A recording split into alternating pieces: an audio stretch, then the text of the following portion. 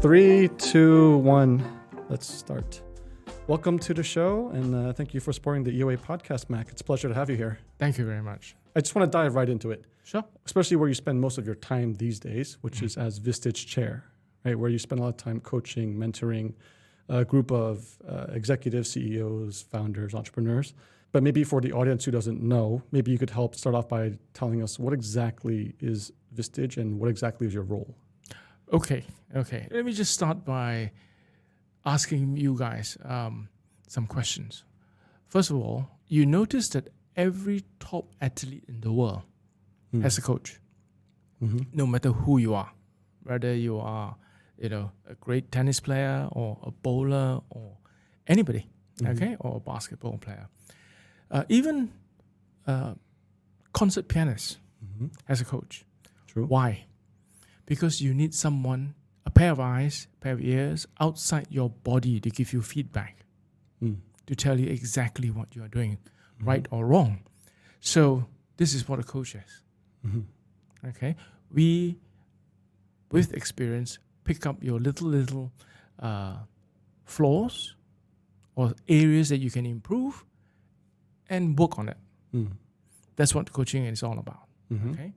Now, mentoring. Mentoring is what we run through life with a bit of experience, and we add in our 2 cents worth.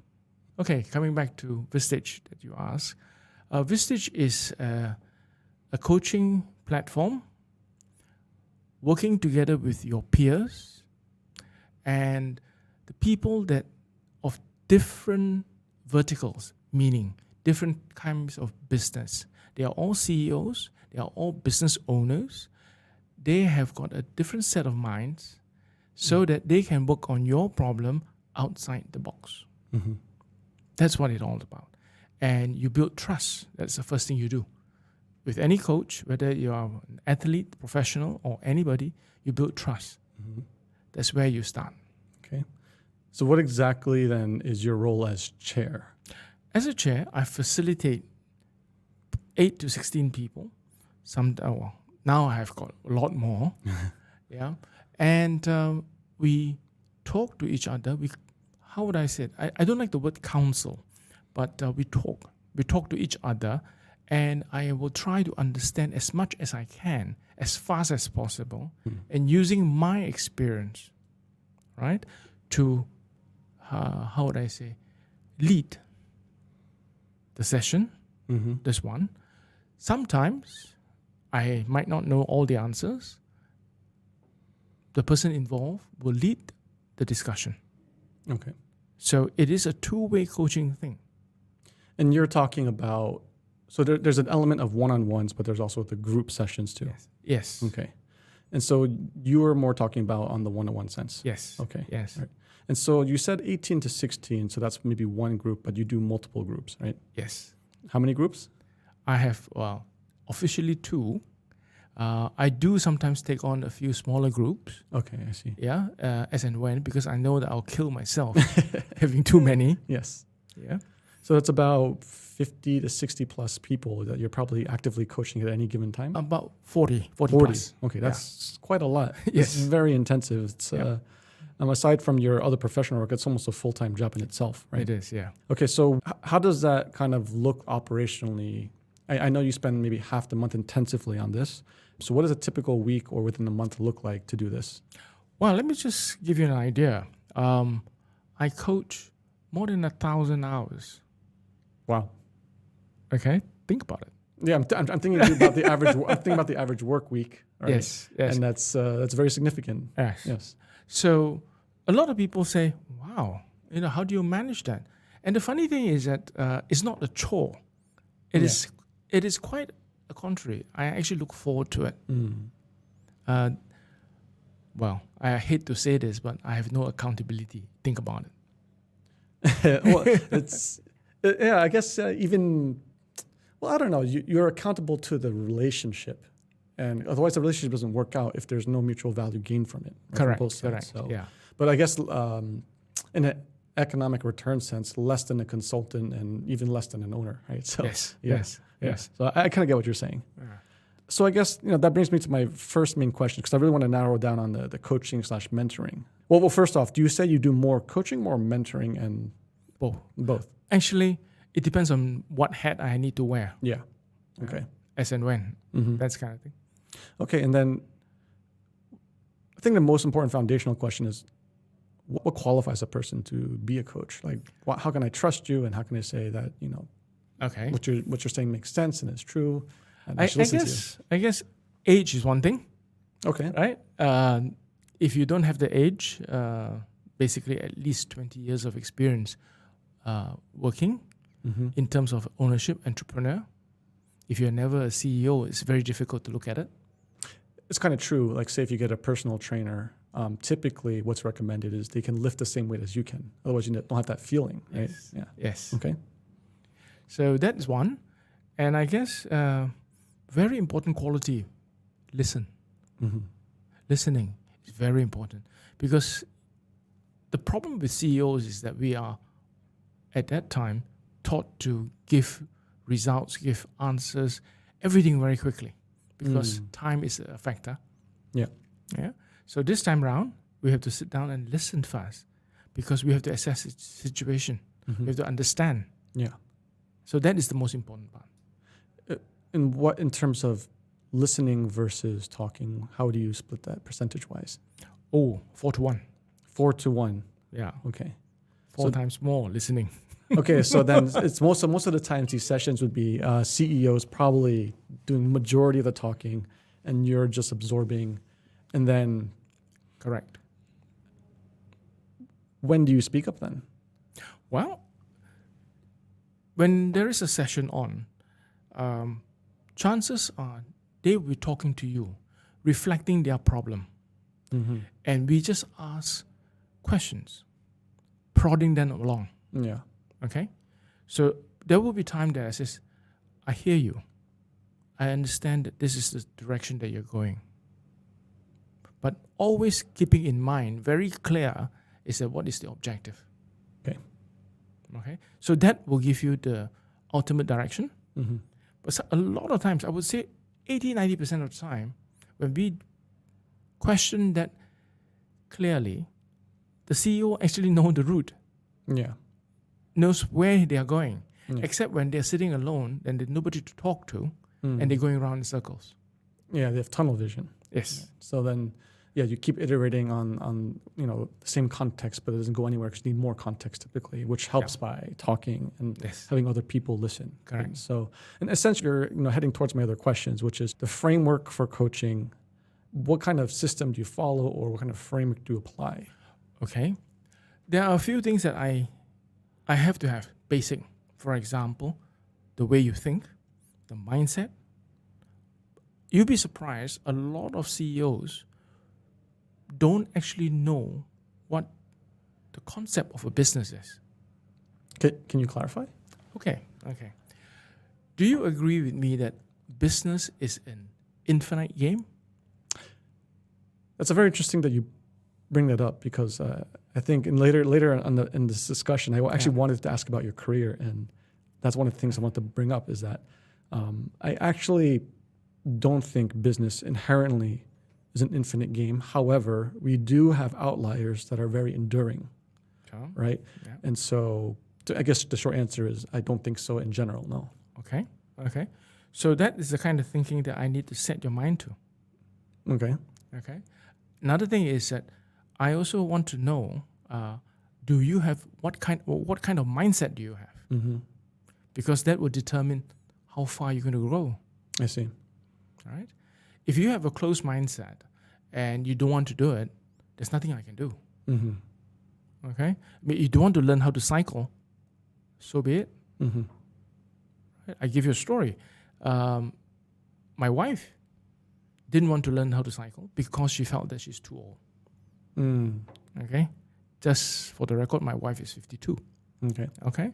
She says that, look, I'm too far ahead in life to learn how to cycle on the, to cycle. But my 2 other kids, all could cycle, learning how to cycle, all could cycle. And she's left out So I just basically brought her along by saying that you want to join us, cycle around the park, learn how to cycle. Mm-hmm. So it's to create the desire for her to learn. That's how she improves. Okay. Now, so we are all happily now cycling around. Mm-hmm. Is it so? It's just the right how would I say inducement. Mm. Basically, is to encourage the person. Like I said, if you don't want to do it, I can't do anything. Okay. So foundationally, the beginning of the framework is assessing if a person is essentially coachable. Yes. And this, I mean, I was going to ask this later on, but since it's brought up now, are all people coachable, or No. not everyone? No. Let me tell you, before I take on anybody, I normally have about an hour or two session with them. Yeah. Just to assess, because it's what I call a mutual selection. Yeah. Whether you like me or whether I like you. True. So that would be my starting point. Okay. Yeah. Okay, so you have a nice foundation. So let's say we get past the point, there's mutual acceptance, good compatibility, which is very important. You assess the mindset.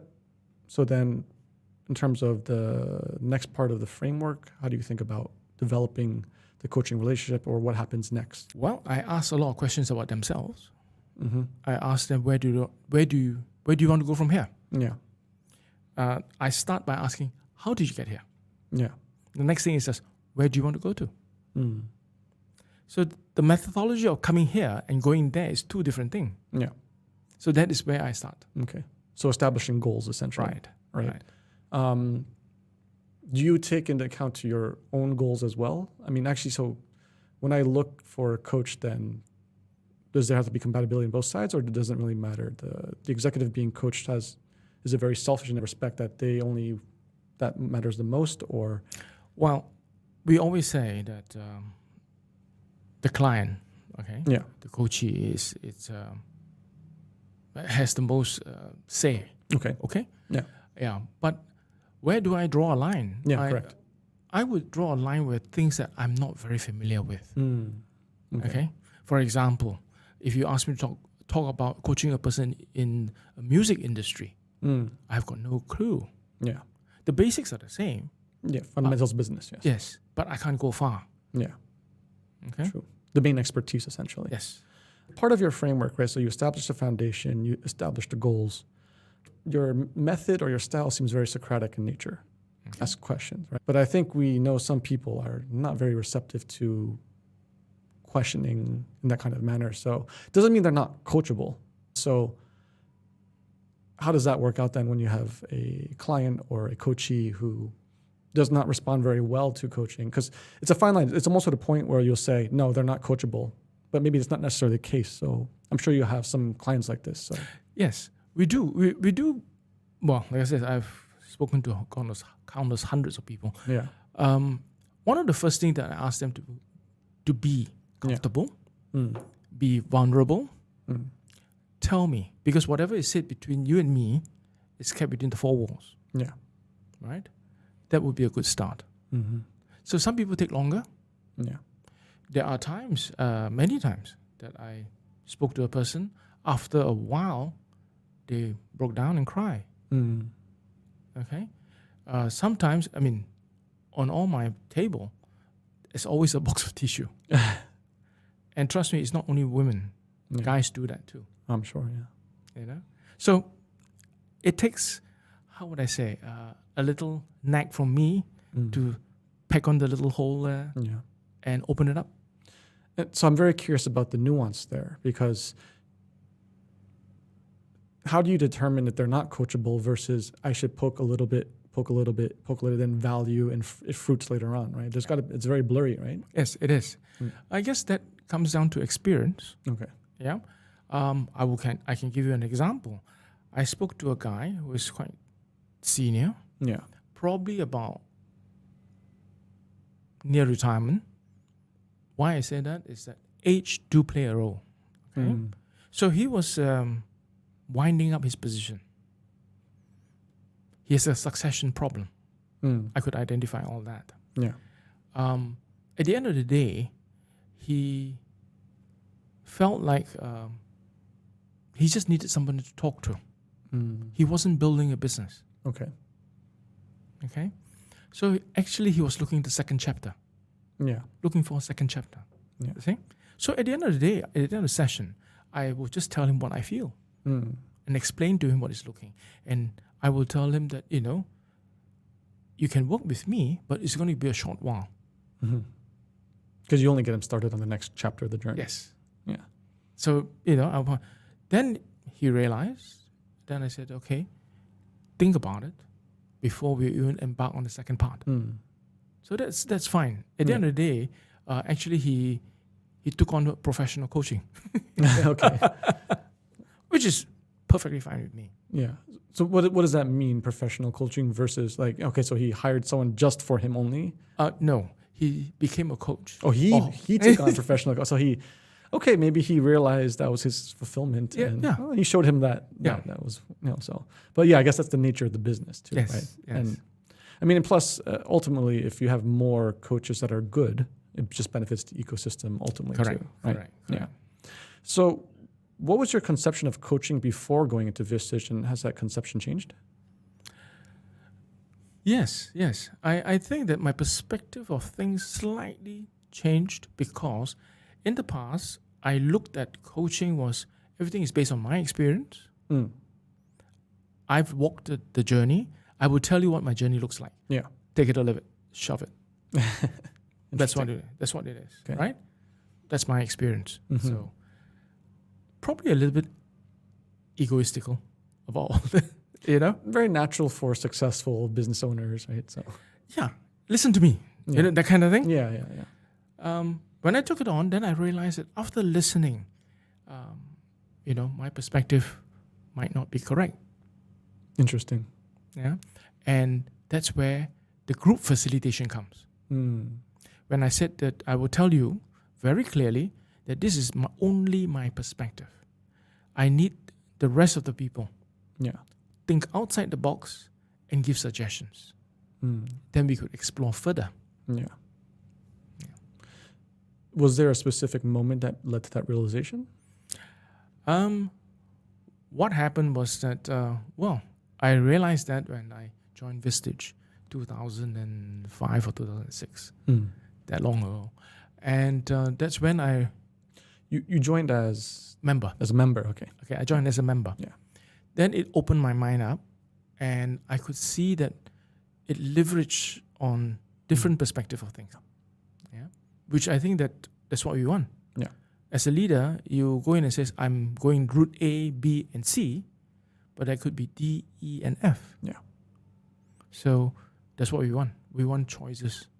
Ultimately, we still make the decision anyway. Yeah, of course.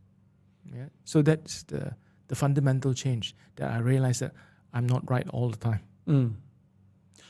Here's an interesting thought then. Why do you think that's more common in companies to not be able to build that culture, to build that function within a company?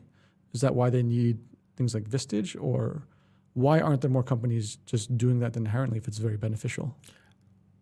It boils down to the person, because the person actually, you don't know what you don't know. That's true. Yeah. Right? Yeah. So a lot of us, especially the Asian culture, we get our mentor or coach from our father or uncle or relative on top of us. Yeah. They just beat down on you. Then when you open up and open yourself up to other perspective, then you realize. Okay. That's the interesting part. That's the exposure. So it begs, it's like almost a chicken and egg problem though. So if you're this type of owner or CEO, what has led them to something like Vistage? Like how could they even be open to it if they're not even from that culture to begin with? Exactly. Okay, good point. I've met a lot of young CEOs, right, recently, the second gen. Yeah. Right? The ones inheriting. Yes, Okay. yes. Amazing. Because they will come and sit down with me, have a cup of coffee, and they will tell me their life story. And one thing good about them is that they're very vulnerable about it. Especially when I can relate. I will tell them this is what's happening. Then it says, oh my God, this is true. Yeah. And after talking about 2 hours, I could actually predict what's going on. I'm not God, I don't pretend that I know all, Yeah. but when you talk to 1, 2, 3, the 50th one, It's a pattern for sure. the pattern will show. Yeah. So I asked them very point blank, how do you know about me? Mm. Okay. Oh, my friend recommended. Mm. So in my line of work, I don't go out and scout now. Yeah. I don't have to go marketing. It's just by word of mouth. All I can't inbound. handle. Yeah. I can't handle it. Yeah. Yeah. Okay. My groups are full. I can't take any more because I've got 24 hours in a day. Yeah. That's about Yeah, it. Of course. No more, no less. I couldn't squeeze anybody in. But I do still receive a lot of calls asking me to look at it. Mm-hmm. So what I do is I will look at some other coaches and say to them, talk to them. Yeah. Okay. So by word of mouth, and you'll be surprised, the second gen people are generally very similar pattern. When you say, so what is this age group? We're talking 30s, mid-30s, millennials essentially then? Yeah. Okay. Yes. And I guess Gen Z would be too young at this point to be inheriting. Not yet. And would you contrast then say Gen X or even older generation towards coaching? Is that even harder for them to approach? Or do they get word of mouth too in that generation group? That generation tend to be a little bit reserved. Okay. I know it all. Mm. It's those who want to go beyond the level, they will explore. Yeah. Okay? But once they explore and they talk, they realize. So I have a lot of members that are much older, in the 50s. Yeah. And we are in a different level of playing field. Mm. Okay? Yeah. We talk a lot of things very deep, personalized, different from the 30 plus 40. Yeah. Very different. And generally, I think that their wants are very different. And their needs are very clear. Different stages of development, I guess. Correct. Yeah. Correct. Okay.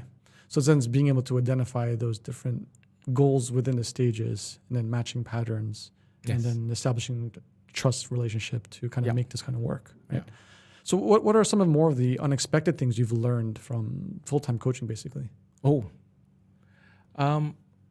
Besides coaching, I do life coaching and I do personal. And I learned a lot from there. And I take it very candidly. Yeah. Sometimes they do pour their heart out, good and bad. Relationships, all those areas, I do talk about it. And I'm very clear because I am acting as a third party standing outside, looking at the person. Not judging. No judgment at all. Yeah. So that's the difference. So I guess so if you get like a mix of personal and professional, is there any common elements of things that surprise you, or is it different every time? Let me talk to you. Different age group have different types of regrets. Make sense? Yeah. So each regret, if you look at the regret and confront them, then you can look forward. So that's what I help them to do. Yeah, it's a pretty good tool to develop too if you are trying to develop yourself. Regret minimization as a framework to decision making, right? Yes. So and I think a lot of people who have that kind of stress in their life probably never maybe thought about it deeply. To do that, and I guess it's also hard. So it's why you need the help of someone else to maybe kind of get you there. All right. Yeah. All right. Okay. And then, in terms of the clients who have very specific goals, how do you go about tracking performance then? Straightforward. Ultimately, the lag indicator, which is financials. Okay. Really? Yeah. Of the business. Yes. But are they always financially anchored, the goals? Well, if you talk about business, that would be the ultimate thing, right? Yes, true. Yeah. Of course, besides that, we do talk about other things because the ultimate financials are not a great indicator, right? I mean, it's lagging all the time. By the time you know that you're doing badly, then you say you're screwed up. Yeah. So those are the things, and I will run through step by step what are they doing now as to what I think they should be doing. Sometimes, a lot of times, they know. They just need somebody to push them, nudge them along. Okay, so one of the things that I learned over time is how hard should I push sometimes? Yeah. How hard should I nudge? Okay, there is no guarantee that I know that it will work. If you come to me and tell me that my business is going down the tubes, chances I will say to you, I can't help you. Yeah. Because it's already gone downhill. So assuming that you're going to plateau, and you tell me that, 3 years, 5 years from now, I want to find an inflection and scale up. Okay. If you're going downhill, I will look at it and tell you, these are the things that you have to start looking at. I mean, very simple. Of course. Yeah, it's very simple. Yeah. But the excitement is actually when you're doing scaling. Scaling up, scaling down, breaking into new business. Yeah. Or sometimes when you're so asphyxiated in a single revenue source, I would tell you that, no, look, start looking at something else. Some people are just, they think they are great. Yeah. The company is doing well. I said, the biggest problem that you have is that you think you're good.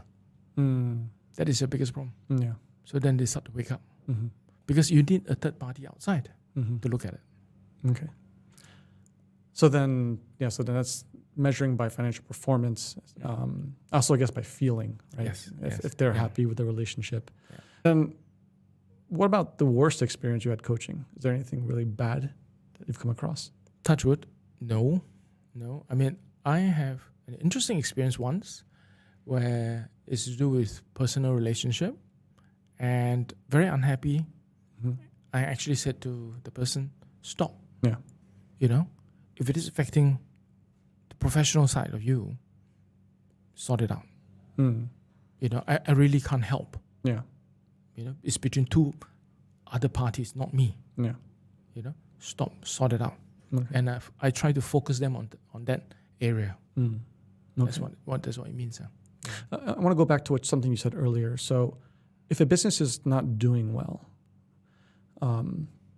even though you point out what they should be doing, are you saying that the outcome most likely will still be the same, where it doesn't improve, or that it's harder, or what are you saying? The outcome is not going to change. For example, I have one particular member, because they are financially very sound, okay, and they are not moving, happy with what it is. I've given an ultimatum. If you continue to be like this, you don't need me. I don't see a role that I will play. And I don't want to keep you there just for the sake of keeping there. I could serve somebody else. Yeah, someone get more value out of it. Yes. It's not about money. Yeah. It's just that if don't keep my time. Do you think that's maybe an end goal for most of your clients then, where they've been able to identify what is enough? Because everyone sort of, otherwise you'll never be happy if you don't reach this kind of point, or at least maybe it's an inflection to a new chapter, like for some of your clients, right? So is that where all these relationships are heading then? I have got many clients that, we come in and we talk about the ideas, the objectives, the end goal. To reach your end goal, we have to do this. And some of them have done it very well. But when I have one particular one that's done so well that I told him, you're doing better outside this country, which he did. He started exploring, and he comes to, hey, you know what? You're right. I'm going to set up office here. I'm set up office here. Good for you. I encouraged it. At the end of the day, I said to him, you'll be spending a lot of time flying in and out. You won't have time for us. And I got to think of not only him, but also as the group.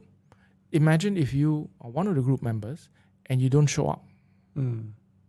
You're not contributing. It's not what you can take. It's what you can contribute to. Yeah, it has to go both ways. Yeah.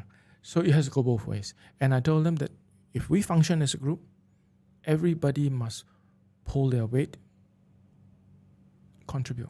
Yeah. That's what I'm telling everybody. I see. So some of them have to go. Yeah. Okay, so that's one possible natural end. And so what about others? Like, do you help define what that enough looks like?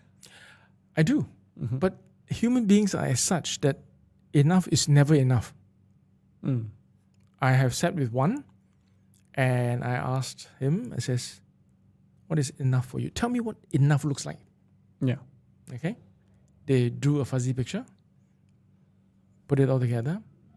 2 years down the road, that fuzzy picture got bigger. More fuzzy or more clear? Bigger, fuzzier picture. Bigger, fuzzier picture. Okay. Okay. Yeah.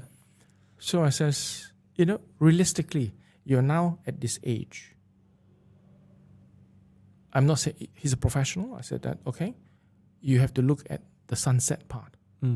That means that you got to plan for you and your wife.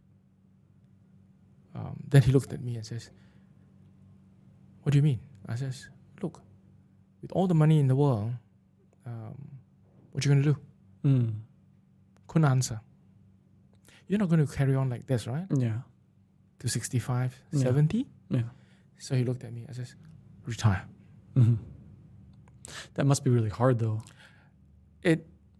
Well, when he left me, he was retiring. It took him another 3 years to retire. Quite normal though, right? Quite normal. Yeah. So we kept in touch. We do talk on the phone every now and then. How are things? Yeah. And then he said to me, hey, I got this issue. What do you think? How do you do? I says, you got two ways. You talk to me or you come back to the group. Just present as a guest. Talk about it. Because everybody knows you. Yeah. Yeah. Or I can find a third party to help you to solve it up. Yeah. Pay that person. And I don't want to be, don't pay me. Yeah. Because it's a conflict of interest, right? Yeah. So. Yeah. I mean, I guess it would make more sense for this type of enough issue, maybe for the older generation. Yes. Right? So I think a younger person, yes, they're always hungry. So there's always something to optimize. Right? Correct. Okay. If you were to distill maybe, you could take your time to think about it. What is probably the most important thing you've learned from coaching executives? Enjoy life. Because, I'm 62 and it took a massive wake-up call before I took a step back. So you're always just working nonstop. Yes. So after my heart attack and did a bypass, money is not everything, right? So I realized that I think I need to spend more time with my family. That's hence coaching came around. I see. So how do you balance that with a young person who doesn't have the money? Because it's easy to say when you don't it's very existential when you don't have it, or when your money's tied up in equity and not actually liquid. So how do you balance saying that to a young person, or even say mid-30s to 40s, while it is true, they probably may have regrets for not spending enough time with the things that they care about, whether it be family or something else. But at the same time, they also don't have that luxury of having that cash pile, right? Yes. So I think that you have to work towards a goal. So we set up little milestones that they have to try to achieve. And reaching there, sort of check off a box one at a time. No promises. That is, you check off 10 boxes, you'll be happy. No such thing. Yeah. Right? After 10, there'll be 3 more, 5 more. I don't know. Yeah. Okay. And then across all your age groups, is there something that comes up as a recurring problem across all clients? What's the most common problem from coaching that you see? Okay. I think generally I feel that a lot of people don't have enough ideas. Don't have enough. You think that this is the best thing since sliced bread. This is it. So when I start pointing out, or when the group start pointing out, or when we start exchanging ideas and explore, then we realize that, oh shit, there's a lot more. So that is generally business entrepreneurs' problem, blind spot. And how do you combat them? How do you get more diversity in your life or more exposure to expand your mindset? Meeting people, working with a group of people that you trust explicitly, and you know that when they say a spade is a spade, there is no agenda. Yeah, and I guess that's a big problem with CEOs is that within their own group, because they're in their position of power, they don't want to listen, even though it might be the same advice that a group outside would give, right? Yeah. So Yes. it's very tricky. So I guess it's a very necessary function. Correct. So let's make it more relevant then. So with all, your clients, what are they most worried about today, 2023, in the next few years? Or like maybe what are some of their greatest challenges that they're facing? Today, Yeah. I think that everybody is worried about recession. Hmm. We are very lucky in this part of the world. Yeah. I think we're going to scathe it. Why is that? I guess it's the position where we are. I mean, as in Malaysia, as our country. Okay. We are at the, how would I say it? At the right place at the right time. We are not strongly biased to Ukraine, China, Russia, or US, that kind of thing. So we are playing the right political game. Yeah. Okay. Therefore, our politicians got to get their act together. Yeah, it's very interesting with the current news with the Prime Minister talking about how the U.S. the dollar is not necessarily needed to be the reserve. Right? Yes. It seems that there's some flavor changing though. Yeah. Which I guess points to maybe your executives' uncertainty concerns. Yes. How do I invest in the future if you don't know where that's heading? And also in the context of possible recession, geopolitical lines also, at least in my world too, in terms of startups and investing in VCs, that's a big one too.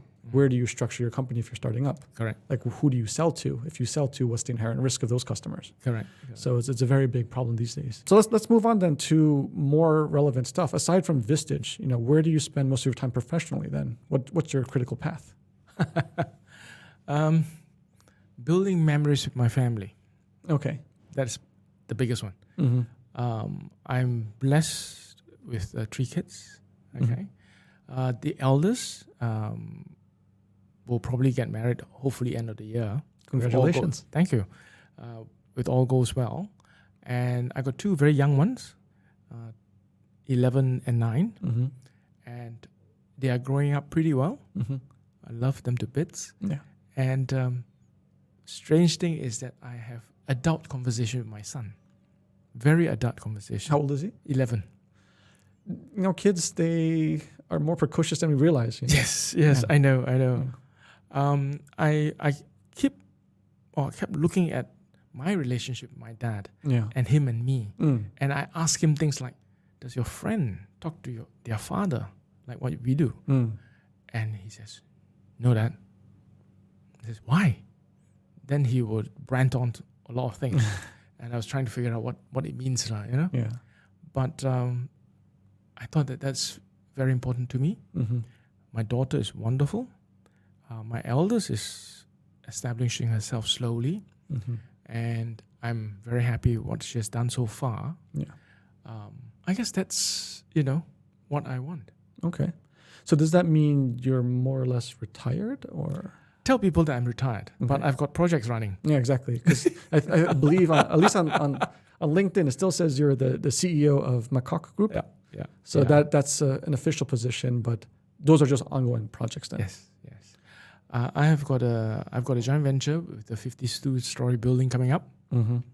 Okay. I'm still looking at development in Johor. Mm-hmm. But like I said, I try to play it at the back of my mind now. Mm-hmm. And I feel that, when it comes, it comes. Yeah. Doesn't need me to be around. Yeah. I got professional people. So you professionalize the business. Yes. I want to. Yeah. Working on it. Working on it. Okay. Yeah. So interesting. So does that mean for your current endeavors, is it more wealth generation focused or more wealth preservation focused at this point? Both ways. Both ways. Yeah. So when a good deal comes along, of course, I will strike. Okay. If not, then I can sit down and shake legs and So you can bide your time. It's like typically a good focused value investor. They just wait for the right swing. Yep. If you miss a few, it's fine, but you just gotta make sure you get it. When you hit it, right? Yeah. What would you say your greatest domain expertise is these days? Would it be property development? Yes. Okay. Yeah. So then let's pick some of your brain on the current state of property development then. What does the industry look like today and how does that shape out in the coming years? Well, a lot of people saying that, property is something that it won't go far wrong. Okay. Okay. It's funny is that, if you build 3 houses, you are a developer. So that is something that I got ruled out because I've built a few thousand houses. Okay. In today's market, you have to be very careful. Property is not something that you buy a piece of land and develop. You buy the piece of land and you gestate. You need to gestate, okay? Because the value, the cost. Yeah. You buy a piece of land that's $10 today. If you build, it's too expensive. So you wait for 5 years, 10 years. Then $10 is very cheap because by now the escalation cost would have gone up to, I don't know, $50. Yeah. So it becomes cheap. You see? So that's what developers are. Yeah. And the worst thing I always tell, I've got a lot of developer CEOs who have joined me. Yeah. I tell them that, look, the fastest way is to go down under is your next project. Yeah. Inherently by the nature of the business. Yes. It's very risky. Yeah. It's very risky. And a lot of people will say, oh, you make a lot of money. You should look at the risk too. Yeah, honestly, relative to the risk, relative to the margins, I find it's at least from a world where it's not very asset heavy. It's quite very risky to me, at least. Yes. And I've talked to also various different developers too, and you have a few camps where if you're like these big listed companies, you can never stop building, which is also very scary during downturns, right? Because you never have cash, and then your cost of capital goes up. And it's hard to finance everything and have cash flow. And then you have the other developers who can do many projects, but then they almost have like a shell company, right? It's just more like the holding company, but each project is a company. Yes. And they offload risk that way. Yes. Right? So that if one goes under, the whole thing doesn't go under. That's right. It doesn't domino back. Yeah. But it leaves for this very weird space where, you have cookie cutter, keep building, and then there's other one where they just never take risks either, right? So it's kind of interesting. So for your developments, where have you sat in between the spectrum? Well, I have not been, because of the current market situation, I have not been acquiring any properties at all. Okay? Obvious. Pandemic, now, no, don't buy land. You're talking bare land or also buildings or? Whichever, Okay. that comes, whatever opportunity that comes. Okay? So I'm building on lands that was owned by my father. So you can see the difference in terms of cost structure. Yeah. Yeah. So my cost structure is, I would say, minimal. So it's a matter of just taking off. Yeah. And I found that very interesting I talked to a lot of family businesses who've been around for a long time. And interestingly enough, a lot of the businesses that they built over the past few decades, many of them are gone. But back then at least, when you build a business, you had to acquire the land too, at least. Yes. And what they found out was that it was actually more valuable if they never did the business. They just held the land. Yeah. Right? Yeah. So this seems to be a feature, at least within, probably it's very common in every market. Very common. Yeah, very common. Yeah. But at the same time, it doesn't lead to efficiencies, right? Or innovation. So is there any way that can be addressed, you think? Peculiar to each individual business, right? You have to look at, that's why I always advocate revenue diversification. Yeah. Cannot depend solely 100% on property development. Yeah. So I do advocate things like look at something else. Yeah. I've got a client that's 100% on one particular product. Okay. And I said to him, generating enough cash, sitting there looking pretty, looking to other regions to go. For the same model. Same model. Same product. It's just cookie cutter thing. Yeah. So I said to him, can we do something else? Then he says, what? Go and fry char kway teow or something like that. Something cash that brings in cash in, even if it's not the same business as big, right? Yes. At least it's still some diversification. Correct. Yeah. Because that automatically reduces your risk. That's what I'm saying. And I guess you've seen those cycles. Yes. You must have seen many families wiped out by being too concentrated on the next cycle and didn't diversify the revenue. Correct. Yeah. Correct.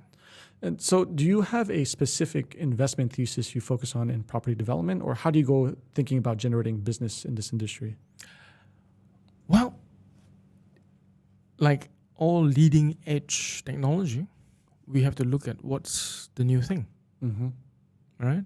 And you'll be surprised. I mean, in the old days, you look at houses, individual houses, terrace houses. Then it became tall buildings, many of those. Now Townhouses. Yeah, all this, and then become gated environment, right? And then suddenly everybody start backing off. The senior people, the senior living. Yeah, you have to build communities. You have to start doing all that. Yeah. So those are I would say, the evolvement of property development, going from the standard standalone and now going into community building. Is this because Malaysia is approaching the bottom of a high income country? So like this is kind of well known? Because say if you looked at very developed countries, it's probably a very different pattern or different thesis, right? Yes. Yeah. So is that we have the benefit of we kind of see this coming and know how to act, or how are you thinking about the problem from a first principles perspective? No, well, let me look at it this way. Because I travel quite a lot, so I spend a lot of time in the US. You look at things, Yeah. and they say, "Wow, that's a good idea. What can I do at home?" Yeah. That's what we do. Okay, Very common. Yeah. very common. So I guess that's like what you said, the evolvement, depending on each individual person, what kind of exposure they have. Because if I've not been traveling or I don't see the world, no matter how you sell the idea to me, it won't work because I'll be too conservative. My mindset is closed. But there's also the fundamental macro constraints. Like the reason why we may not have higher quality developments because people they just won't buy it at a higher price. So naturally you're stuck with a certain quality or ties to the constraints of labor market. True. Certain skilled workers, you just won't get the same quality of a developed nation. Yeah. So, tied to bringing in new things plus constraints, I guess kind of you end up where you are. And then, so how do you tease out cutting edge then? Because that's what you said for your thesis. Yes, what's new and what's innovating, and how does that? Education. Educating your buyers. Telling them exactly what happened. I give you an example that what I've done once. One property project that I had, erosion, river erosion, water erosion, very close to the project. Yeah. Tons of earth washed away. Yeah. Our roads, our thing was standing still. So a lot of people were surprised. Yeah. So I said that, learning from the past, this is what we need to do. And it will never, ever come up as an issue because it didn't happen. But once it happened, then you realize, then you know what kind of quality that you've put in. Yeah. I've seen many. Yeah, but unfortunately, the layman wouldn't know. Yeah. So that's the problem, right? Yes. So how much is too much education where you're not going to move the market versus like you pair it to the right amount of risk to how much you educate, right? Yeah. So what is that balance? Like what do you educate in order to push the vision forward? I guess objective. Yeah. Ultimately, what is it? Yeah. Another one, which I learned from my dad, my late father. He famously put buildings up to about 5-6 stories because at that moment of time, that's all the requirement, and any more doesn't make sense. There's no market. There's no market for it. Yeah, back then. So what he did was that he did piling and enough for another 3 or 4 stories. Interesting. Never thought about it. I didn't know. He would tell me, the foundation here can take another 2 or 3 floors. When the time is right, put up the 3 floors. Interesting. You see, he has already invested in the future. How did he come up with that though? Because it seems obvious in hindsight. Yeah, I know. I We know. know the blueprint we've seen, but like back then it can't be that obvious. And also like the extra cost is not probably worth it for the return. Exactly. So like I said, what is interesting is that what possessed him to think that way. Yeah. So unfortunately, he's not around for me to ask. So I guess you learn from that. Yeah. So all I learned from him was prepare. Actually, you never know what you never know. Probably a good framework would be to examine unit economics, and you take some percentage of risk that you could probably invest into it that it's just not going to Yeah. kill your whole business model. Right. But at least it allows room for future expansion. Yes. Yeah. Yeah, but is it, he's looking at, he did it when he was like probably in his 40s, 50s. Yeah. It only realized when he was like his 70s, A lot of compounding experience. You have Exactly. to go through a lot probably to get there. Exactly. Okay. So that's something. Yeah. So how about this other angle in terms of innovation? Do you do any angel investing in the property development space? No. No. Why? I always believed that I could do better. No. In today's context, they take a lot of risk. I look at the risk, I can't palette. I said, I don't know. Can you give me an example? Okay. Very ambitious projects, meaning that their design is for this density, Okay. okay? And they will tell you that I could push it up to this level. In terms of cost per square foot or No, in terms of production, okay? quality? Well, whatever lah, Okay. okay? So instead of building, let's say, 100 units of condo, they says I could do 120. Mm-hmm. So my first question is the cost that you're going to incur. Yeah. Yeah, is there a market for that balance 20? Do you compromise on design? Yeah. Those are the little things that I will ask. Definitely, because when you put another 20 more units, your parking space is going to be, the requirement for parking changes. Everything changes. Yeah. Yeah. Don't worry. By the time we reach there, the market is there. Yeah. So, objective. So, do you want to quickly turn over, make your money, and move on, or do you have the firepower to say, "I'll wait"? I would bet that the majority of players don't have firepower to wait. Correct. That's the nature of the market, right? Correct. Yeah. So a lot of them you look at their cash flows and you look at it and says, you might not make this corner. So it's very scary. Yeah. The problem with me is that probably I know a little bit too much. Yeah. Correct. Yeah. Yeah. So That's the hard part of the age. Is you get biased and jaded, but then how do you pair that to like what your father did? Right? There's this weird space where it's gonna work, but it doesn't seem like it's gonna work. Yeah. Like for example, all those guys you're afraid of. How would you determine which one of those would work though? Yes. 20 years from now, I might not be around. That Yeah. kind of thing. Yeah. And they might be making tons of money, but like I said, You don't. Yeah. I don't really know. From what you, at least from what Yeah. you know, what you see, it just doesn't Yeah. make sense right now. No, right now, yeah. Yeah, that's hard. So I guess that's why you stayed away from. But there's corollary businesses that could support efficiencies, reduce costs in terms of property development, right? You don't Yes. care about that at all. No, I do. I do visit. For example, I do look at what is the latest construction methodology. Yeah. Okay. And I said, "Oh wow, you can do that? Never thought of it." Mm-hmm. Says, "That's a bloody good idea." I think that makes more sense. Yes. I think that's the sense where you could re-engineer, rethink things from a first principles perspective, because things have changed from decades ago. Yes. So we're just building on extrapolations of what we think is fundamental knowledge, but in reality, the underlying variables changed. Correct. Right, Correct. so, yeah. yeah. So those do change. Yeah. So you have to probably keep re-examining your biases to see that, right? And then it just turns up in performance, I guess. Right? Yes. That's the reason why I still visit all the construction fairs, whatever, just for a See walk. what's up. It's just Yeah. for a walk. Yeah.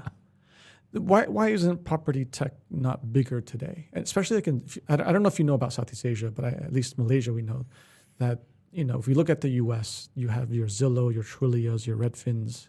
At least that's on a software layer. Yep. I think we famously know a lot of construction, well-funded startups failed.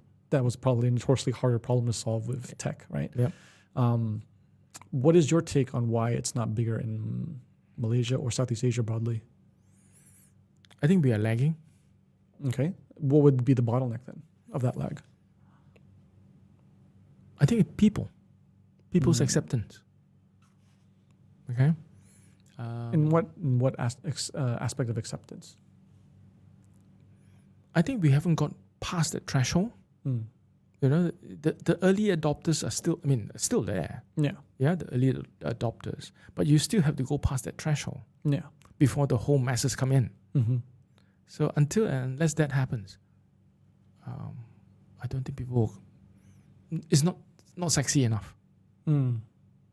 But there always has to be some pioneer that does that, and then people get on the bandwagon. Yes, yes. I mean, we all know that. I mean, the law of distribution. Yeah. Right? And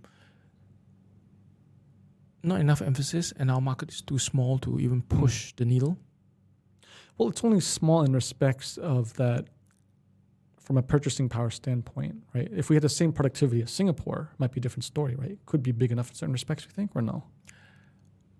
Or still too small? We have quite spread out. That's the Okay. thing. Oh, okay. Okay. Interesting. Not dense. Singapore, not dense enough. Mm. I mean, you look at Singapore and Hong Kong; they're very dense. Yeah. Things happen. Forcing function. Yes. Yeah. Exactly. You look at New York. I Yeah. mean, I spend a lot of time in New York. Yeah. I look at things. My God, how I wish I could be like this. You could build it here. Yeah. But down here, But it doesn't make sense. though. doesn't make sense because so much land, and people just tend to be a bit more extravagant. Yeah. I started to build in KL City, near the race course those days, Petronas building down. Okay. When we first launched, we were starting at $400 a square foot.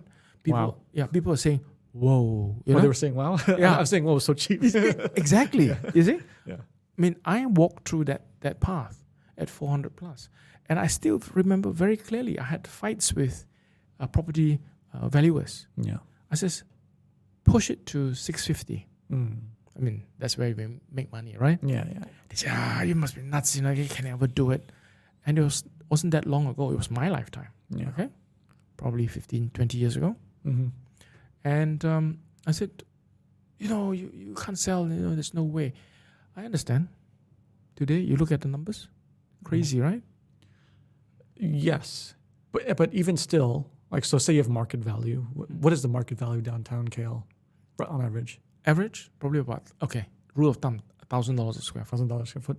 But we see developers pushing $4,000 a square foot for certain projects, right? Yeah. Are they crazy, or are they onto something? No, I think that is what you see. I always believe when you say that you're going for $4,000 a square foot, what is the product like? Yeah. $1,000, what is the product like? Yeah.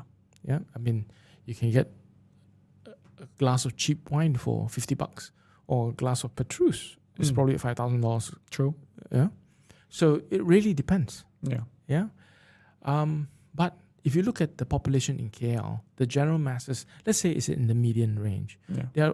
They could only afford about maybe 1,800, 2,000 Yeah. square foot. Yeah. That's today's market price, Yeah. if you're going right in the KLCC area. Yeah. Now, if you go around the peripheral, I mean, come on, PJ is going at 600. Yeah. Those days, 600, in KL, you can't sell. Now it's 600 in PJ. Yeah. PJ is pushing 1,000 plus too, right? Is it? Yeah. Yeah. Doesn't make sense, right? Yeah. Well, I mean, depends on your time frame. Say if your investment thesis, you believe KL is going to be a modern, developed nation, like it's going to be as big, just as modern as Singapore. Mm-hmm. And if you could sell to foreigners that thesis, actually buying now would be cheap then. It is. Right. Property market in KL now is climbing. Okay, in this moment of time, so a lot of foreigners have come in. Yeah. And they don't blink. Well, because relative to them, it's cheap for their market. Yes. Okay. They don't even blink. It's a funny thing, Property is something that you feel comfortable with. Yeah. This is what you want. Yeah. It's cheap. Mm. That kind of thing. Yeah. Right? If for investment and you think that you want to flip it, double the price in 3 years, I think you can't get it. Yeah. Risky if you're going to play this Risky, game. yes. You hit the wrong cycle, Yes. then that's it. Yeah. Okay. Well, I mean, thanks for those insights. I want to talk a little bit about your past work. Okay. So maybe, because I have one specific topic I have in mind, but before we do that, I want to get the context, because in my research, I couldn't get all the details. So maybe you could help clarify some points. Okay. Right? So you graduated from Trinity College in Dublin in 1985. Yep. And then your first job that you got was in Pan Global Business. Yep. Right. But before that, from 1985 to 1987, did anything notable happen? Well, I mean, in terms of work, Yeah, work. well, I came back and worked for my father. Okay. So back then your father already had his family business in property Yes. development. Yes. Okay. Yeah. So then why did you choose to leave then? Well, actually, it's quite a funny thing. I didn't leave we acquired that company. Oh, okay, interesting. Yeah, the family acquired the company. Okay. As usual, what can go wrong will go wrong. Yeah. It was supposed to be a straightforward acquisition. Just buy, find a buyer, sell. Okay. But Are we talking about Penn Global? Yeah. So okay, Yeah. so your father's business bought Penn Global. Yeah. Okay, so that's when you first started your career, like well, actually, on I paper. well, yes. Yeah. So off paper, I was already working in the family. business. Yeah. Okay. So what I'm doing is that I had to go in and clean house. Ah, wow. That was my first exposure as a young kid. Yeah, and and you're starting at the very bottom in a sense, I guess you could say. You're brand new into this, at least. Yes, I was. Yeah. Well, I started at the bottom in the family company. Yeah. I was working in the work site. Yeah. As a clerk of works, Mm. learning the ropes. Mm. Traditional way. Very traditional. Okay. Yeah. And spent a couple of years, learn how to handle people, learn Yeah. how to do calculations, everything under the sun. Basically your MBA almost. yeah. From the Institute of Hard Knocks. yeah. Then you realize, what is this piece of paper that I learned from UK? You know, it's a Yeah, waste yeah. of time. Yeah. You know, so then when we acquired that company, during that time, something went wrong, as in terms of shareholders disgruntlement, Mm. and we had to turn the company around in terms of making the right profit before we could flip. Yeah. It's straightforward. The idea is very straightforward. Buy at this level, Yeah. revamp, Yeah. clean house, Yeah. sell at a higher value. I mean, that's It's as basic as it can It's go. the traditional private equity model. Yeah, right? yeah. So that's what we did. And before that, we were doing with a few other companies. Okay. No problem. No hitch, straight away. Yeah. This one got stuck. So somebody has got to put on the hat and go and do some real work. Yeah. Always someone got to do it. Yeah. Yeah. So I think that whole bunch of us went in, clean Okay. house, and because we have got so many subsidiaries Yeah. of all different walks in life, Mm. and that was fun. Interesting. Yeah. So it almost sounds very private equity. So what was the family core business then? All along, property development. All along property development. So where did your dad get the notion to Wow. want to flip company? It seems Yeah. very different at the time. Is this different at the time or is this very normal? no, very different. Also by, I guess, coincidence. Going back to his time. Yeah. Okay. Going to my grandfather, his Yeah. father, from China, Mm. didn't have a lot of education. Yeah. Institute of Hard Knocks, learning to do anything under the sun. Yeah. He was a truck driver Mm. for the Japanese occupation during the Japanese, when they were here. Yeah. and he was ferrying goods from one area called Balik Pulau all the way down to town. Mm. Basically, just ferrying transportation. Yeah. Logistics. Yes. Logistics. yeah. Not the way we know, but Yeah, anyway. yeah. And if we have time, I'll tell you the funny stories. That's how he started. Yeah. And during Japanese time, he made lots of money. Interesting. Unfortunately, he's also a great gambler. Very common problem back then too. Yes. I guess that's the... You hear the story a lot. Yeah. So that's how it started. And he used to ferry people around, workers, for after the Japanese War, for the British government to repair drains, broken down buildings, that kind of thing. Yeah. Subcontracting work. Okay, there are, of course. Okay. That's where it began. Yeah, and my grandfather was illiterate in terms of English, and taking work from the local government is British, right? Yeah. So it's like a chicken and duck. Chicken and duck. Yeah. So anyway, my dad was studying in St. George's High School in Penang, English school, and he saw a lot of favoritism. And the British tend to yell and shout, and those who don't speak the language. Yeah. And my grandfather is one of them. And my father decided that he has to come out and be the intermediary between the DO or whoever, to help my grandfather. So my grandfather just said to him, I think it was in Form 5, and he said, why didn't you come out? So he did. He came out, and my grandfather took him to the, what we call, very senior clerk, technical assistant, don't know what. In those days, and asked him, could you teach my son how to read prints, maps, drawings, and calculate, I guess, quantities. That's where he started. And he did that, he liked it, and then he could speak the lingo. And the district officer, which is a British, loved him.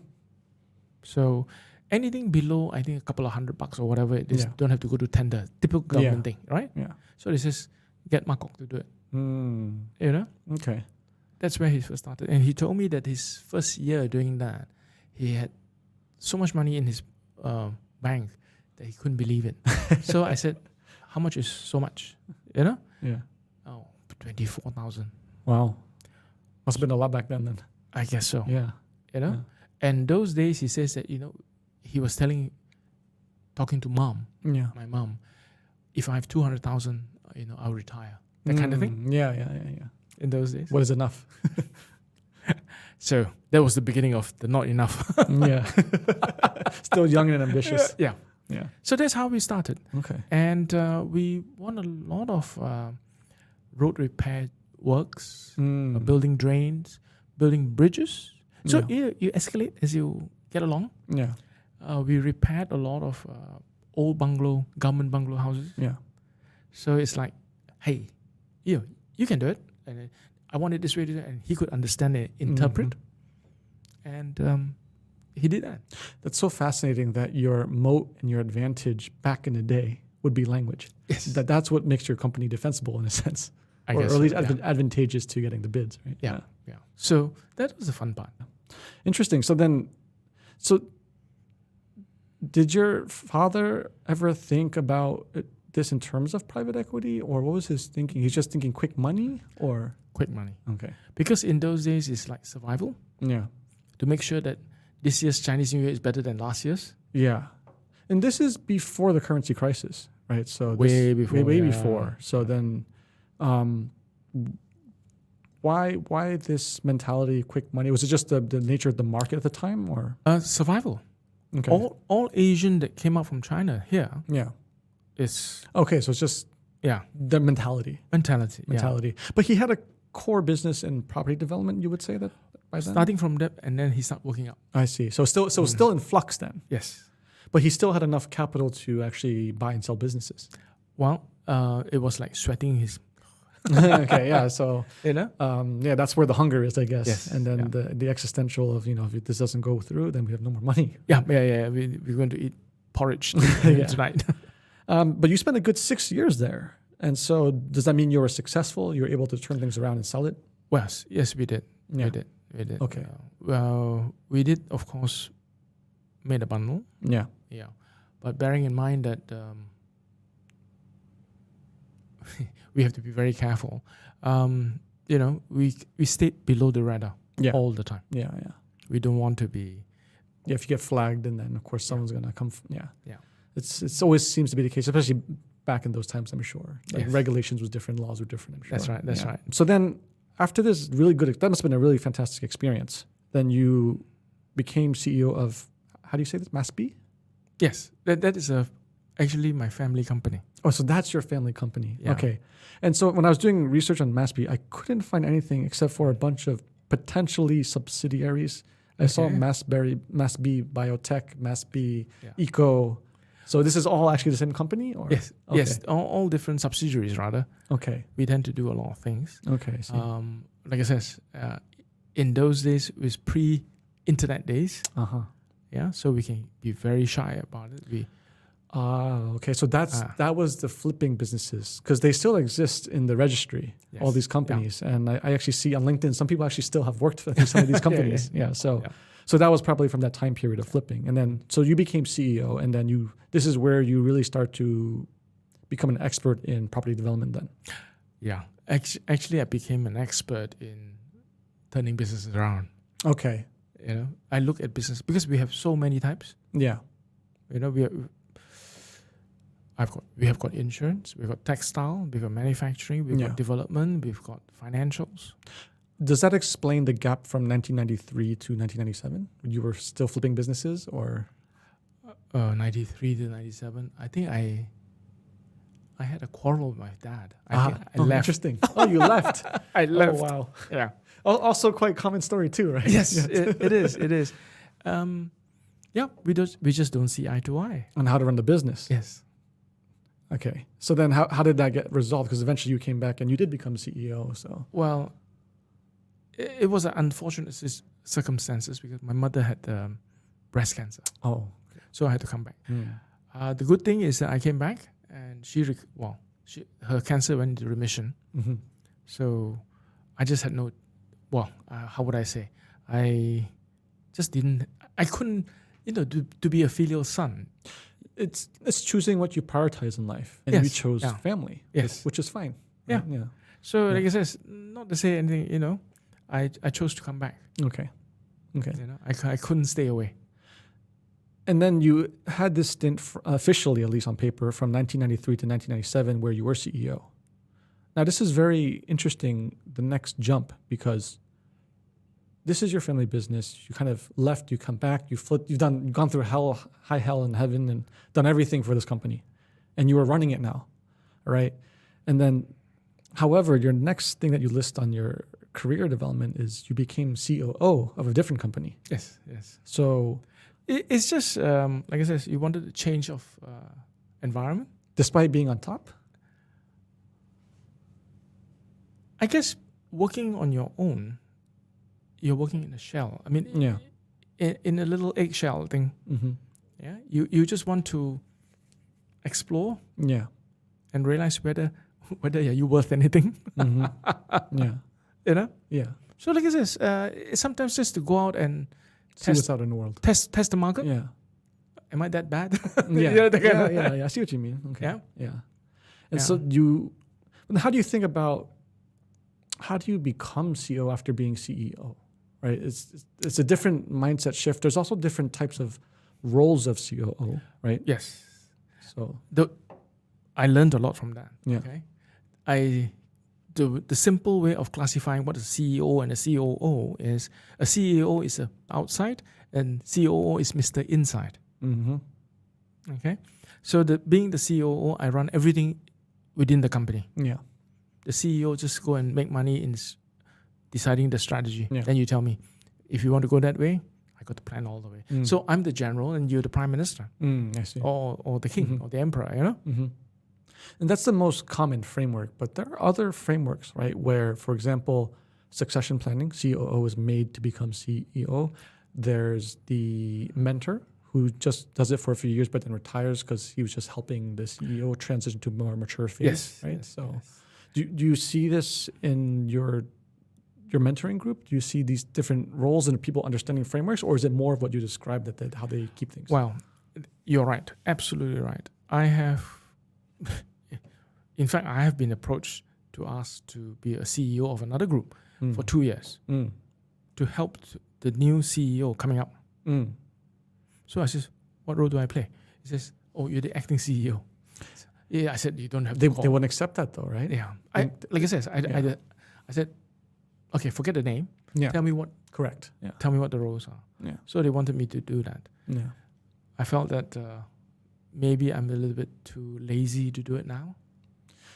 Well, your priorities are different. Correct. Yeah. The priorities are different. Yeah. It was exciting. I mean, I was quite chuffed when people ask me. Yeah. Because feeling that, oh God, I'm 62 years old. People still want me. Hey, that's a good one. Yeah, that's good. Yeah. But like I said, then I realized that we have a severe lack of talent. Yeah, I would agree, because if you look at all the property developers, or at least the big ones, they cycle through CEOs very fast. Yes. And it's almost like, I don't know if this is true. This is not my domain, so take what I say in stride. Mm-hmm. It seems like people are failing forward. right? And that there's not enough competence.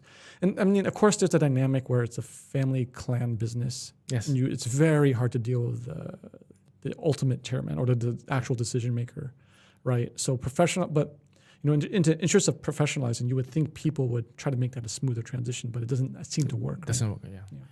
Unfortunately, in Malaysia, in this region's context, the founders, the owners have absolute say, and they're still very active, even though they're retirement age. Even they are playing golf. Yeah. Yeah. So, do you want to go into that kind of game? They are so different from the different. US. You're optimizing different things at the Yes, point. exactly. Right? Yeah. You look at it, it's going to take probably another 30 years before we reach the level of what the US are doing. Where it's fully professionalized. Correct. Yeah. I mean, the owners and they are so separate. Yeah. Yeah.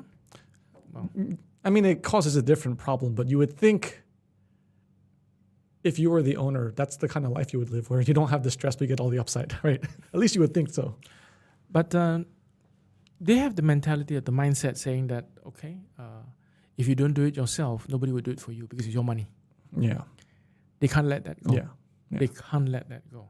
So they haven't achieved the status of, like you said, let people make the money for you. Yeah. Do you see that in your group? Do you talk about that? Do you bring it up? Is it something you consider or? I bring it up I brought it up as a subject. Yeah. Okay. But it's not people not receptive. No, it's lukewarm. Interesting. Okay. Yeah. There's one that is trying to do it.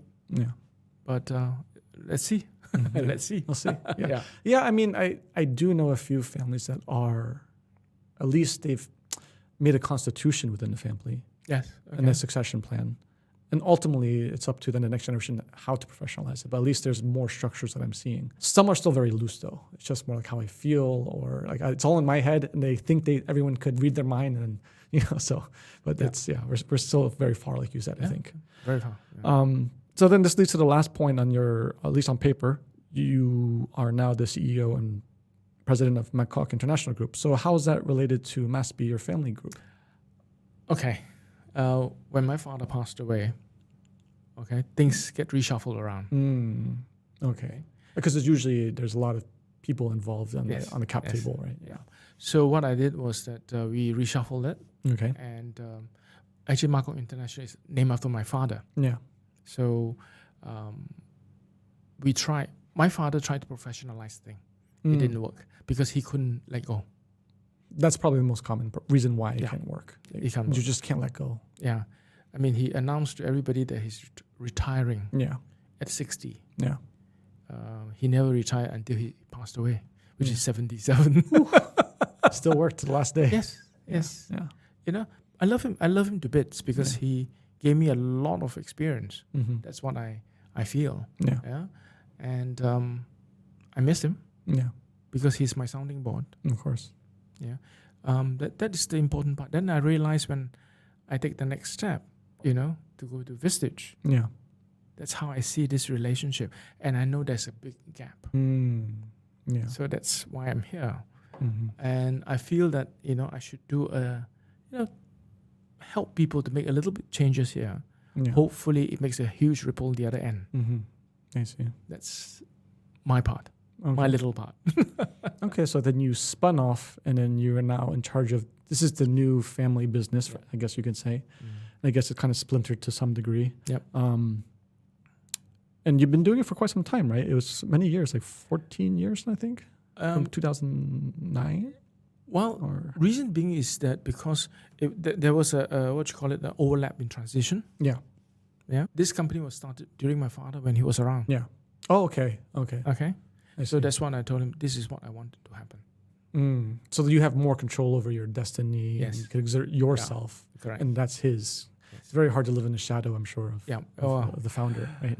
Yeah. I want to eat this. He wants to eat that. So you got to eat that. Yeah. That kind. Okay, but it seems like he was supportive at least. He was, yeah. Okay. He was. And so then you must have done many developments under Makok International Group? I have, yeah. Mm-hmm. Nothing to shout about. I mean, everybody does the same thing. Yeah.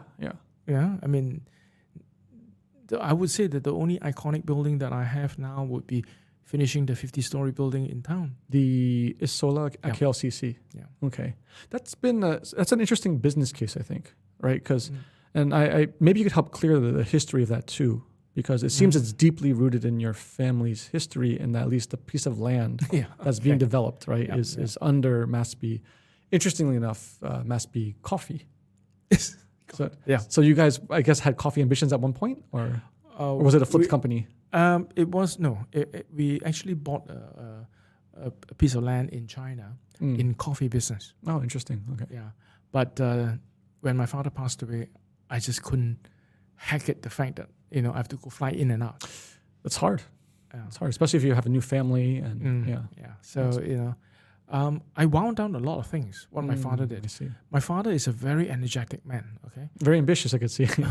Yeah. I mean, I will call him and says, "Where are you?" "Oh, I'm in Shanghai." "Huh?" You don't know. I can't even tell you. Yeah. So that is that Yeah. kind of man that I was dealing with. Okay. Like I said, I had to unwind a lot of things. We had a fertilizer business in Malacca. Yeah. I had to unwind because I couldn't bring myself to go down to Malacca to every week. Yeah. It's a 1.5 hours one way. Yeah. So if you can't control it, can't see it, can't touch it within an earshot, I won't do it. But why not consider professionalization? I need people. More risk, I guess. Yeah, more Okay. risk.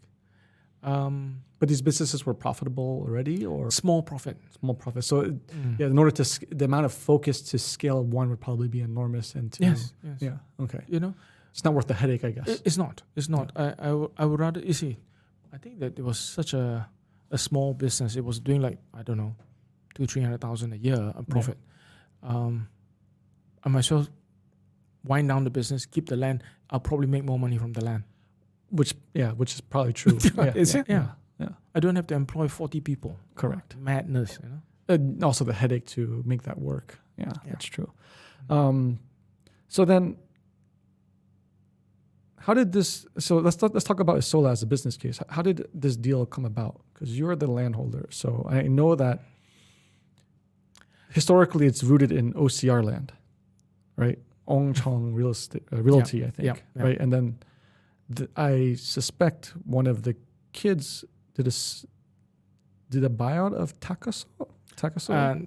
Talasco. Yeah. They did. Yeah. That is a separate issue. I actually don't know them. Okay. They came via some introduction. I see. They needed a project to run in KL. Yeah. They have been a developer for a couple of places. Yeah. Yeah. So we met. We had to sit down and had a chat. Yeah. So at that time, I was concentrating in Johor For development. Yeah. So I said that this is too small for me to come back. Interesting. Yeah. Strange, huh? So I said, okay, find a company that can do this for me. And they were not the first company. I think they were the third or fourth company. Oh, interesting. Okay. Yeah. So I chatted with a few, and they said this fit the bill. Okay. In terms of all what you required. What I required, yeah. Okay. So then they carried on. Well, we are delayed because of the pandemic. Yeah. That is nobody could predict that. Yeah, that was a huge delay. Yeah. Which means ultimately, so how did you think about structuring the deal, right? Because then that speaks to the risk or the capital during the pandemic who took the hit, right? Yeah. So I think that's an interesting case, right? Because you have the land bank, and you're looking. It's too small for your purview. So then, how do you find the right partner? How do you think about finding the right partner? How do you put a deal together like that together? Well, I first of all, I wanted somebody to have the means. Yeah. Yeah. Well capitalized. Yeah. So well capitalized to come in. He came in, and I said to him, "Okay, I'll give you the land." A lot of people will say to me, "We'll build this way, we do this way, we'll do this, and then this is how we pay you." Yeah. What I wanted was an iconic development. Okay. That is the first thing. They came back, Yeah. designed the thing. I got them the plot ratio that they require. Yeah. And I said, okay, fine. And then they asked me, can we charge your land? I says, that can be done. What does that mean? Borrow money on. Oh, okay. Yep. Okay. So I says, that can be done. So using the land as the collateral. Yeah. I said, fine, to help them to, because Yeah. that's their First cash flow. Yeah. Oh, so first. Their first project. Okay. So I said, fine. Yeah. So let's have an agreement. Yeah. If you cock up, I'll be the first person to walk in because I have the expertise. Yeah, correct. You know how to do it. Yeah, I know how to do it. So that's not a problem. So we structured that deal. He agreed. Okay. I says, I give some, you give some. Huh? Yeah. Yeah. Then we split the profit. Okay. Okay. When you say give some, I mean, you already put up the land. That's a quite sizable chunk. You giving up cash too, or are they giving up all the cash? They have to borrow from the bank. Yeah. Yeah. So they take the risk. Of the They loan. take the risk of the loan. I take the risk allowing the land to be pledged. True. Yeah, because you could lose the land. Yeah, I could lose the land, but I want a personal guarantee from him. Oof. Well, that's quite common too, I think. Right? Yeah, it is. Yeah, it is. Yeah. So he has the means. So that's fine. So I think that the project is it's a bit too small for him to run away. Yeah. Okay. That's how I feel. Yeah. So then I says, okay, let's split the profit. So the standard splitting is like 70-30. So I said, since I allow all this, I want more. So he agreed. So fine. Was that a tough negotiation? No. No? Is it because you had more leverage? Because we both know each other, know exactly what's going on. Okay. You know, there's no need to beat around. Everything's the bush. on the table. Yeah. Okay. No, nothing to hide. Okay. I see. Yeah. Okay. So I said, okay. And then, so now the project should be coming to completion By next year. by next year. Okay. Yeah. So we delayed by 1 year, 2 months, something like that. That's quite, I remember I saw an article saying 2017, 40% was sold. So there's some buyers waiting for a long time then, or? Yep. Okay. Wow. Yeah. I mean, this, like I says, we can't help it. Yeah. It's the nature You of know? And this extension is given by the government. So it's not that we are going to pay a penalty on it. Okay. We were hit by a few snags here and there. Yeah. Yeah. So of course, some performance of contractors and everything. But that's not my problem. It's his problem. Yeah. I don't have to deal with it. Okay.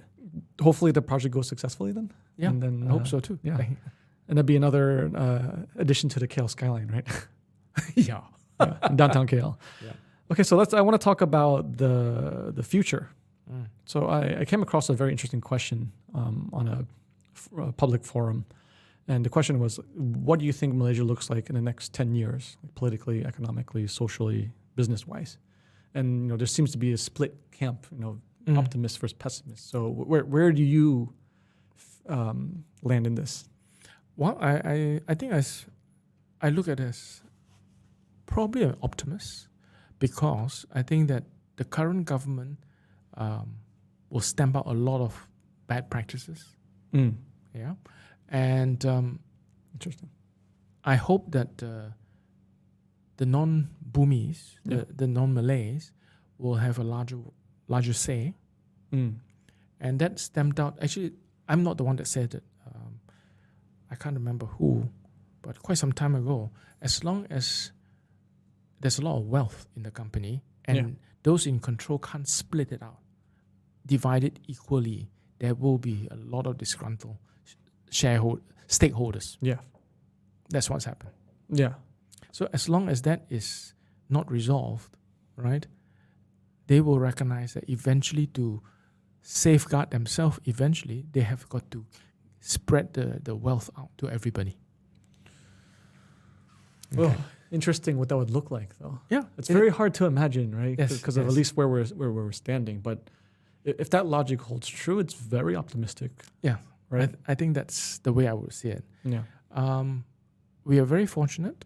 I don't have a lot of stake here now. So you diversified. Yeah.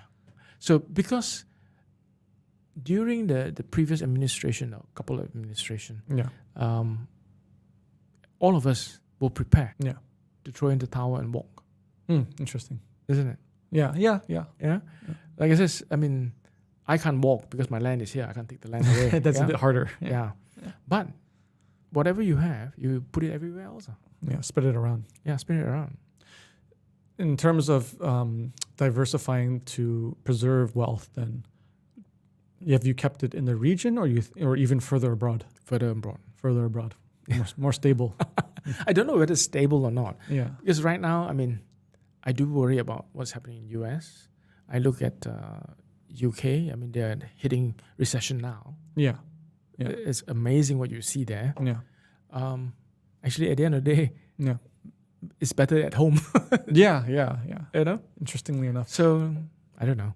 It's hard to say where we're going to land, but I think your advice may be diversification. Yeah. Quite important. Very Quite important. Very. Yeah. Yeah. And not necessarily just by, of course, revenue streams, by country, geography. Yes. Right. Yes. So because we really don't know how this is shaping up, right? So, We do not know how it pan out. No. yeah. So for last section, I would love to learn more about you as a person. What would you say your greatest superpower is, personally or professionally? Easy to talk to. Yeah, I think that's true. easy to talk to. Yeah. People find it easy to throw everything out, right? To be vulnerable. I'm very receptive. Yeah. A lot of my peers actually said to me that, I don't know whether you say it right. Yeah. But it could be, for all I know, all bullshit. Yeah. Yeah. But I'm convinced. Yeah. Where do you think that comes from? This natural ability to get people to talk to you, or you're very easy to talk to? Listen, calm. Don't get jitters. Don't react instantly. I will assess the situation very well first before I open my mouth. That must be more genetic, you'd think, right? Innate in who you are as a person. Yeah. Yeah, because for me that's a lot harder to. I'm more reactive by nature. Can be more explosive depending on the situation. No, I think it's age also. I think maybe yeah. That's true. Like I like to think I'm more calm than I was when I was in my teens. Some people might disagree, but I think I'm moving along in that direction too. So I think you're right. Age is definitely a big factor that. It seems very intuitive, but a lot of times gets discounted, I think. Yes. Right. Especially when you're talking about in the context of coaching and this kind of thing. Right. Because, young people can add value. We do forget that. It's like, your son, you talk to him like an adult. So we tend to forget both sides, I guess. It's a balance between that. So say once you've cultivated those, like say that's like your superpower. How do you go about defining those skill sets and marketing it? I'm very lucky that I don't have to go out and market it. Okay. But what I want to do is to change the climate a little bit at a time. Okay, that's where I want to go into the market and start coaching and talking to people. Yeah, I'm not the person that would like to stand on the stage and do a lot of grandstanding. Yeah, I don't. Yeah, but if you want to talk about something serious, I'm willing. I'm here. Yeah, that kind of thing. So my phone gets messages every day. My wife would say to me, switch it off. I said, I can't. Excuse me. It's now 12 o'clock. I got to go out and take a call. Yeah. Well, you enjoy it, right? Yes. It's not work. I think what I learned, at least in my university, which is a Jesuit university in New York. Okay. What they taught as one of the core foundations in the courses is, you're serving other people. And then typically that's the best way to serve yourself, which I find to be very true. It is. As I iterated my life and my career, I find that more and more you derive more pleasure out of it. True. Yeah. True. And then have you ever explicitly mapped out your core values? You think about this a lot, or have you done this exercise? Nope. So off the top of your head, do you say, what would you think your top core values would be? Just guessing. Family. Family? Anything else, second or third? I value friendship. Friendship. Deep friendship? Deep friendship. Meaningful friendship. Meaningful friendship. Yeah. People that I could, I don't have to see you every day. Yeah. 5 years from now, I call up and says, what the bleep have you been, Yeah. And I sit down and just catch up the whole time. Yeah, just like nothing changed, right? Yeah. Yeah. Those are quite hard, and surprisingly, a lot of those friendships can be fragile too, where you think you have that, but then they kind of disappear. Yeah. So I think it's more meaningful as you get older. Do you have anything else you would like to talk about, or you want to shout out anything? Do you have anything you're selling, anything you want to shill, your coaching business, or deals? I think that, like I said, I'm always here. If you want a friend, call me. That's about it. Okay, perfect advice. And so thank you for your time. And, I learned a lot, and it was great having you. Thank you for that. I learned a lot too from you. All right, thank you very much. Okay. Yeah, bye.